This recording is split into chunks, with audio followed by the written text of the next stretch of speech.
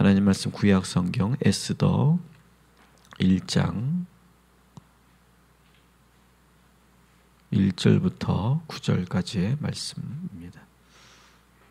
원래는 우리가 오늘 3장을 봐야 하는데 우리가 처음부터 보기를 봐야 되기 때문에 오늘은 1장 1절부터 9절까지만 우리가 함께 보려고 합니다. 에스더서는 이제 오늘부터 시작을 하는데 에스더서라고 하는 책은 에스더라고 하는 여성의 이름을 따서 책 제목으로 이렇게 만들어진 책이다 이렇게 볼 수 있습니다. 성경에는 에스더 말고 또 뭐가 있죠? 룻기라고 하는 것도 여성의 이름을 따서 지어진 책이다 이렇게 우리가 알 수 있습니다.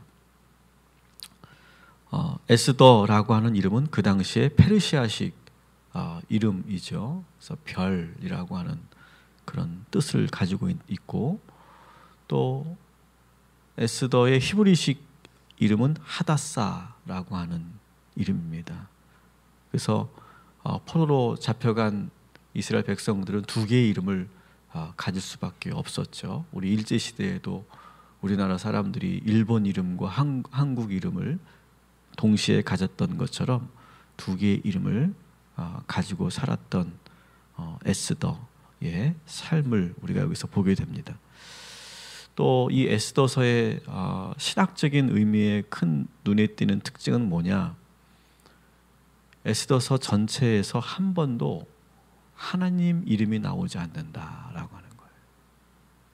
그래서 여러분 이제 유심히 관찰하면서 보시면 아시겠지만 성경 어디에도 하나님이라고 하는 이름이 나오지 않는다.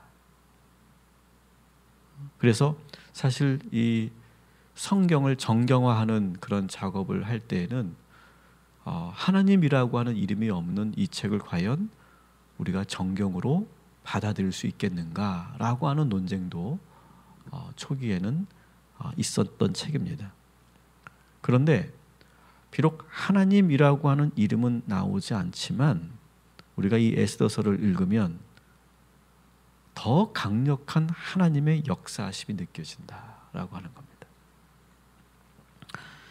이야기 전체를 보면 등장인물, 아주 그 캐릭터가 분명한 등장인물들이 나옵니다. 그 등장인물들 중심으로 이야기가 전개되는 것처럼 보여요. 마치 정치 대화 소설을 보는 것 같은 그러한 느낌을 갖고, 그리고 아주 흥미진진하게 이야기가 전개됩니다.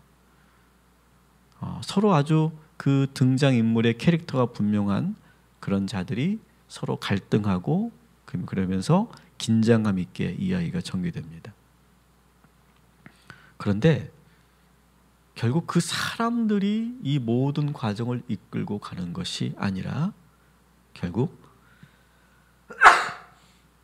죄송합니다. 하나님의 뜻대로 모든 것이 흘러가더라라고 하는 거예요. 여러분, 우리 인생도 마찬가지죠. 겉으로 보기에는 하나님이 보이지 않습니다. 인간의 모든 역사와 우리의 모든 인생은 그렇지만 보이지 않는 하나님의 뜻에 따라 이루어지는 줄 믿습니다. 그래서 상당히 이 에스더서는 문학적인 그런 어떤 기법이죠. 일부러 하나님을 말하지 않으면서도 하나님의 역사 속에서 모든 것이 흘러가고 있는 이야기. 상당히 역설적이면서 그리고 문학적인 그런 상징성이 있는 그런 책이다 이렇게 볼 수 있습니다. 우리가 이 에스더서를 읽고 묵상하는 가운데 우리들의 삶에서도 보이지 않지만 강력하게 역사하시는 하나님의 그 손길을 경험하시기를 주님의 이름으로 축원합니다. 이 에스더서의 배경은 여러분 70년의 포로 생활 여러분 기억하시죠? 바벨론으로 포로로 잡혀갔다가 그 당시는 바벨론으로 포로를 잡혀갔는데 그 바벨론이 무너지면서 어떤 제국이 또 등장합니까?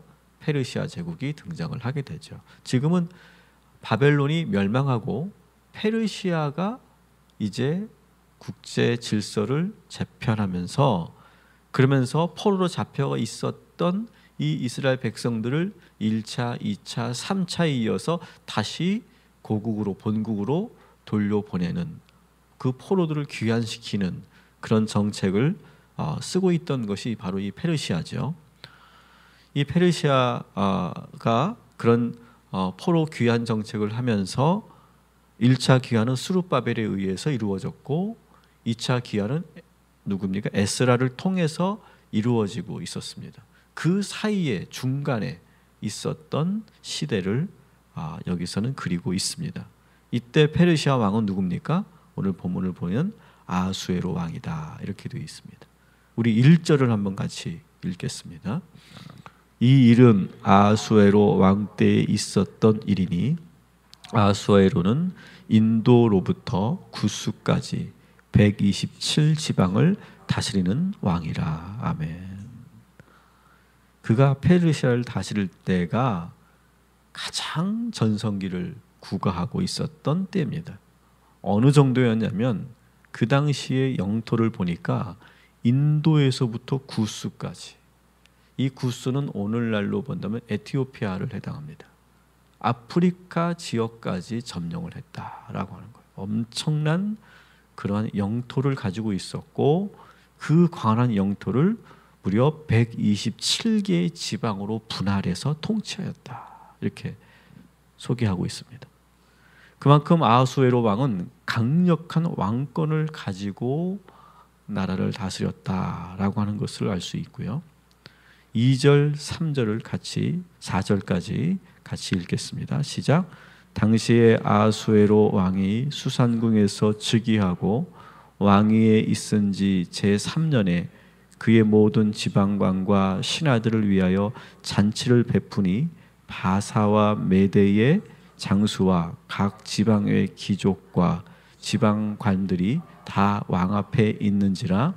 왕이 여러 날 곧 180일 동안에 그의 영어로운 나라의 부함과 위엄의 혁혁함을 나타내니라. 아멘. 그러면서 지금 이 아하수에로 왕은 어디에서 지냅니까? 수산궁에서 지내고 있어요. 이 수산궁은 위치적으로 보면 아주 높은 지대에 있었던 궁입니다. 그래서 그 수산궁에서 내려다보면 나라 전체가 보이는 그런 아주 높은 위치에 있는 그런 성이었습니다. 그래서 항상 이 아하수에로 왕은 그 궁에서 모든 자기가 점령한 땅들을 내려다보면서 그러면서 살았던, 아마 기분적으로는 되게 좋았을 것 같아요. 항상 자기의 땅을 쫙 내려다보면서 그래서 매일매일 사니까 얼마나 뭔가 가슴이 벅차고 또 뿌듯하고 또 자신감이 넘쳤겠어요. 매일매일 그렇게 사는 거죠. 여러분, 가장 좋은 아파트 전망이 있는 그러한 곳에서 살면은 얼마나 행복하시겠습니까? 그런 느낌으로 사는 거죠. 그러면서 어떻게 합니까? 그가 왕위에 등극한 지 3년이 되었을 때 그때 자신의 위엄을, 자신의 혁혁한 공로를 드러내기 위해서 어떻게 합니까? 수산궁에서 매우 화려하고 성대한 잔치를 벌여요. 그 잔치를 벌였던 날이 무려 어떻게 됩니까? 181일. 무려 6개월 동안 계속 잔치가 벌어집니다. 그만큼 국가 재정이 풍성했다는 거죠. 6개월간 잔치를 벌여도 그 어떤 주변 나라도 침략할 수 없는 강력한 군사력을 가지고 있는 나라. 6개월 동안 그렇게 잔치를 벌여도 경제에 전혀 피해를 받지 않는 나라. 그런 나라임을 지금 이 아하수에로 왕은 보여주고 있는 거예요. 근데 여기서 끝나지 않습니다. 이 6개월간의 잔치는 그 나라의 그런 관리들과 귀족들을 초대한 잔치였어요. 이 잔치를 끝나고 나서 이제 5절 6절에 새로운 잔치를 또 벌이고 있어요. 같이 읽습니다. 이 날이 지남에 왕이 또 도성 수산에 있는 귀천간의 백성을 위하여 왕궁 후원 뜰에서 7일 동안 잔치를 베풀세 백색, 녹색, 청색 휘장을 자색 가는 배줄로 대리석 기둥 은고리에 메고 금과 은으로 만든 걸상을 화반석, 백석, 운모석, 흑석을 깐 땅에 진설하고. 아멘. 이 181일간의 국가 지도자들과 귀족들을 불러 모아 잔치를 벌인 후에 이제는 나라의 빈부귀천을 가리지 않는 모든 백성들이 이 수상궁으로 불러들여서 7일 동안 또 한 번 잔치를 벌입니다. 그래서 일반 백성들은 한 번도 보지 못하고 밟아보지 못하고 앉아보지 못한 그 수상궁의 그 화려한 그 궁에 들어가서 그 왕이 베푸는 잔치에 참여하는 거예요. 그것만으로도 엄청난 압도되는 감정을 느꼈을 거예요. 이 어마어마하고 의리의리하고 이 휘황찬란한 그런 궁에서 그들은 이미 넋이 나갔을 거예요. 일부러 그렇게 하는 거죠. 넋이 나가게 하는 거예요. 그리고 이 잔치의 핵심은 뭐였냐? 술이었어요. 술. 7절 8절 있습니다. 금잔으로 마시게 하니 잔의 모양이 각기 다르고 왕이 풍부하였으므로 어주가 한이 없으며 마시는 것도 법도가 있어 사람으로 억지로 하지 않게 하니 이는 왕이 모든 국내 관리에게 명령하여 각 사람들이 마음대로 하게 함이더라. 아멘. 술을 마시게 하는데 어떻게 마시게 했느냐? 금잔에 따라 마시게 했어요. 금잔에. 그리고 어주라고 돼 있죠. 이거 왕이 내리는 술이죠. 왕이 직접 하사하는 이 술이 한도 끝도 없이 나왔다. 그래서 마음껏 마시며 흥청망청하도록 왕이 허용하였다라고 하는 거예요. 여러분 그 당시 이 고대 사회는 여러분 아시겠지만 이 고대 사회는 백성들이 마음대로 술을 만들고 제조할 수가 없었고 마음껏 마실 수가 없었어요. 술은 나라가 관장하는 그러한 품목 중에 하나였어요. 그래서 나라가 관장하면서 수요를 조절하고 그러면서 아주 중요하게 다루던 품목이 바로 이 술이었죠. 그래서 술에 흥청망청 취하는 것도 국법으로 다스릴 정도였죠. 그래서 술은 어떻게 보면 고대 사회에서 왕과 권력과 아주 밀접하게 연결되어 있는 그런 품목이에요. 그런데 왕이 그 모든 그러한 제약을 다 풀어준 거예요. 그래서 마음대로 마실 수 있게 해준 거예요. 이것은 매우 이례적인 그런 모습이라고 볼 수 있어요. 이 잔치를 통해서 결국 뭘 하려고 하는 거예요? 자신의 그 통치력을 백성들에게 과시하고 있는 거예요. 더 놀라운 것은 9절을 보면 같이 읽습니다. 왕후 와스디도 아하수에로 왕궁에서 여인들을 위하여 잔치를 베푸니라. 사실 이런 고대 사회에서는 남성들 중심의 모든 일이 이루어지죠. 그죠? 근데 이 아하수에로 왕은 여성들을 위해서도 잔치를 베풀게 했어요. 이렇게 보니까 상당히 이 아하수에로라고 하는 이 왕은요, 완벽한 남성상을 보여주고 있어요. 계속되는 이 잔치를 통해 새로운 왕이 등극했고 그리고 세상이 완전히 달라졌음을 보여주는, 그래서 왕이 너희를 풍요롭게 할 것이다. 왕은 가장 좋은 것을 너희에게 줄 것이다 라고 하는 메시지를 계속해서 불어넣고 있는 거죠. 그리고 이 왕은 배포도 크고 마음도 넓습니다. 그리고 푸짐하고 넉넉하고 그리고 베풀 줄 아는 왕이에요. 그리고 여성들도 함부로 하지 않는 자상한 왕의 면모를 또한 보여주고 있어요. 남자로서 이 아하수에로는 정말 완벽한 남자야. 성공했죠. 힘을 가지고 있죠. 최고의 부를 누리고 있죠. 그리고 아내를 사랑할 줄 알죠.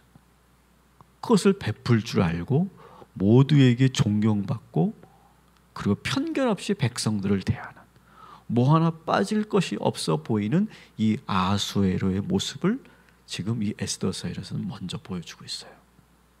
참 재미있죠. 상당히 어떤 복선이 깔려 있는 듯한 그런 느낌을 여러분 받지 않습니까? 맞아요.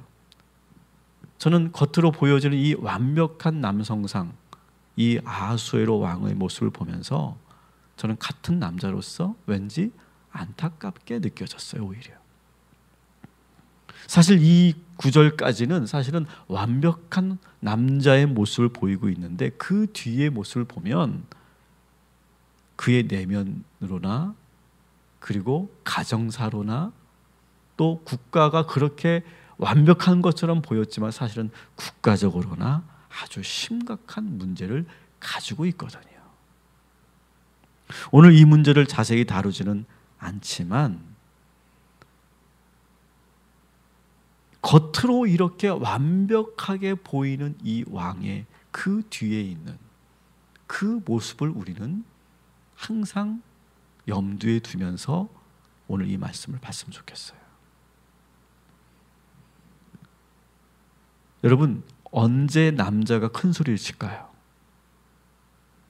언제 남자가 돈을 펑펑 쓸까요?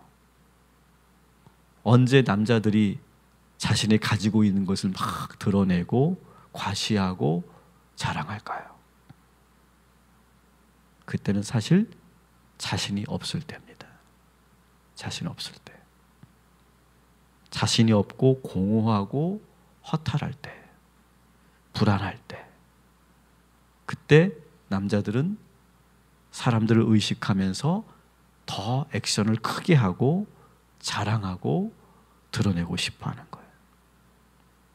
이게 남자들의 심리죠.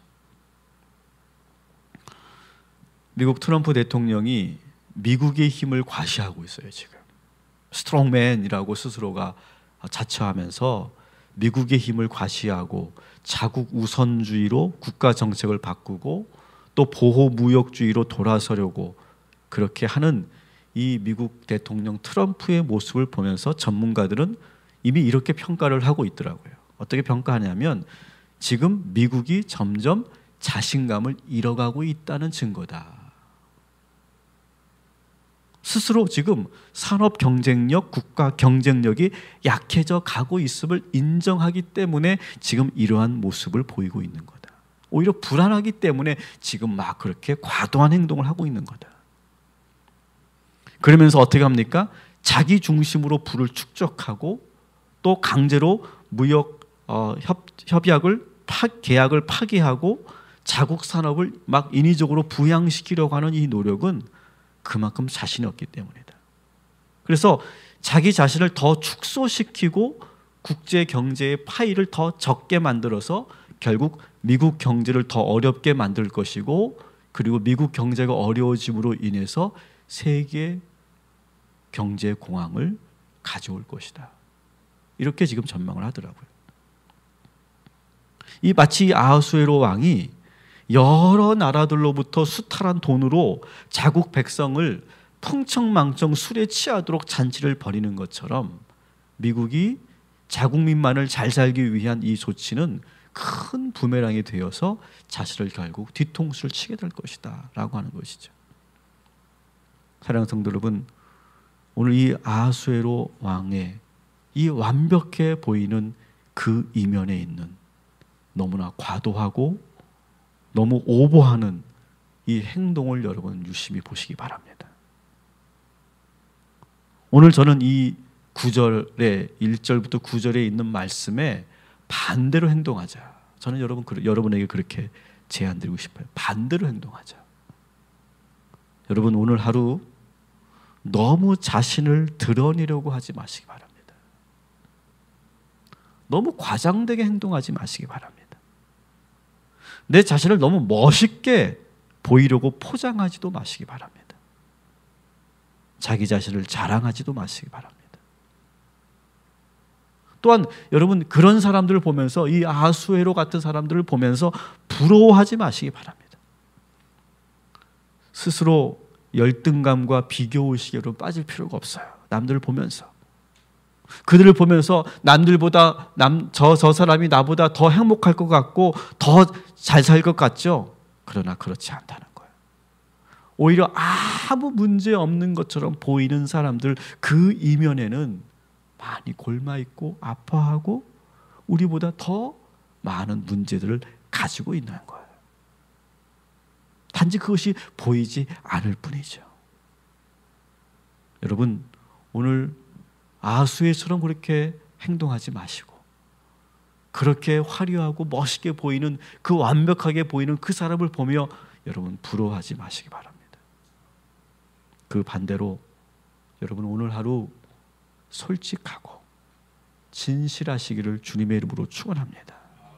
오늘 우리가 불렀던 찬양처럼 내 모습 이대로 주님께 모든 것을 보이는 있는 그대로 포장하지 말고 있는 그대로 내 자신을 드러낼 수 있고 자연스럽게 행동하고 연약하면 연약한 대로 없으면 없는 대로 주님께로 여러분 나오시고 사람들 앞에서도 너무 과시하지 않고 그냥 편안하게 자연스럽게 내추럴하게 그렇게 여러분의 모습을 드러낼 수 있는 저와 여러분이 되기를 주님의 이름으로 축원합니다. 기도하겠습니다. 하나님 오늘 에스더서를 시작하면서 한 남자를 우리가 보게 됩니다. 정말 완벽하게 보이는 성공한 모두가 부러워하는 모든 것을 가지고 있는 한 남자. 그러나 그 이면을 우리가는 아직 보지 못했지만 그 이면은 골마 있고 무너져 있고 약해져 있는 한 남자를 보게 됩니다. 하나님 우리의 삶이 어쩜 이 아하수에로 왕과 같지 않은지 오늘 이 시간 우리의 내면을 우리의 가정을 우리의 삶을 돌아보는 이 시간 되게 하여 주옵소서. 자신이 없을수록 두려울수록 불안할수록 우리는 더 감추게 되고 숨기게 되며 과시하게 되고 오버하게 행동하게 되고 그리고 우리가 과도한 그런 액션을 취할 때가 있습니다. 하나님 그러면 그럴수록 문제는 풀리지 않고 더 꼬여갈 것이고 더 불안할 것이고 더 불행의 길로 자초하게 될 것입니다. 오늘 주님 앞에서만큼은 우리가 더욱더 진실하게 하여 주옵시고 내 모습 그대로를 주님 앞에 드러낼 수 있도록 주여 인도하여 주옵소서. 사람들 앞에서도 과면을 쓰지 말게 하시고 솔직하고 진실하게 나의 연약함을 있는 그대로 그리고 그렇게 보여줄 수 있는 그러면서도 내가 상처받지 않고 그러면서도 주님의 그 은총 가운데 내가 살고 있음을 고백하며 아하수에르처럼 사는 것이 아니라 그 반대로 사는 우리 모두가 되게 하여 주시옵소서. 오늘도 우리 희강이를 위해서 기도합니다. 희강이는 있는 모습 그대로 연약함으로 주님 앞에 나와 있습니다. 하나님 우리 아들을 주님께서 불쌍히 여기시고 사랑하여 주옵시고 오늘도 잘 이겨나갈 수 있도록 주님 인도하여 주시옵소서. 그 가정을 복되게 하시고 아무것도 숨기지 말고 모든 걸 주님께 내어놓고 날마다 더욱더 진실하게 주님께 매달리는 믿음의 가정 될 수 있도록 주여 인도하여 주시옵소서. 우리 고3 수험생들 이제 또 연기가 되어서 또 한 주간을 보내고 있습니다. 하나님 잘 이겨나갈 수 있도록 주여 인도하여 주옵시고 수능이 안전하고 그리고 무사하게 공정하게 잘 치러질 수 있도록 주님 도와 주시옵소서. 우리 동탄 꿈의 교회 모든 성도들 이제 추수감사절을 앞두고 이제 한 주간을 보내게 됩니다. 하나님 감사가 넘치게 하시고 은혜를 경험하게 하시고 받은 복을 세어보는 그런 축복의 한 주간 되게 하여 주시옵소서. 예수님의 이름으로 기도합니다. 아멘.